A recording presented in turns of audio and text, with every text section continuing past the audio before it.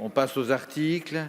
Nous en venons, j'appelle maintenant dans le texte de la commission les articles du projet de loi. Alors sur l'article 1er, j'ai plusieurs inscrits. Madame Rilhac a la parole.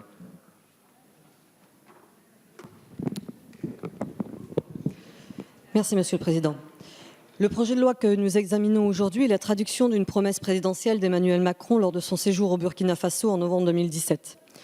Lors de ce fameux discours de Ouagadougou, il avait déclaré, je cite, que d'ici 5 ans, les conditions soient réunies pour des restitutions temporaires ou définitives du patrimoine africain en Afrique.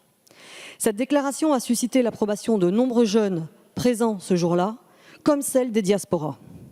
J'ai une pensée particulière pour toutes les personnes qui œuvrent aux bonnes relations entre la France et l'Afrique, et particulièrement entre la France et le Bénin, pays que j'ai eu le plaisir de découvrir il y a quelques mois en compagnie de l'association Kumé-Anandé, basée dans ma circonscription dans le Val d'Oise.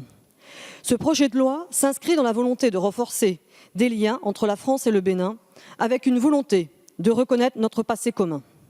Restituer ces biens était une nécessité, tant leur appropriation et leur jouissance par la France reposaient sur un acte moralement répréhensible, une spoliation, en l'occurrence un butin de guerre. Parler ouvertement de restitution, c'est tourner une page de notre histoire commune. C'est insuffler de nouvelles relations entre deux pays amis, reposant sur une nouvelle éthique relationnelle grâce à un médiateur universel qu'est la culture. Les questions que soulève la restitution sont donc loin de se limiter aux seuls aspects juridiques relatifs à la propriété légitime. Cette restitution repose en effet sur trois autres piliers. D'abord, l'histoire et notre passé colonial. Ensuite, la nécessité de chaque peuple à disposer de ces objets de mémoire au service d'une culture partagée ou d'une dimension spirituelle. Et enfin, sur la nature et la qualité des relations entre les peuples et les nations.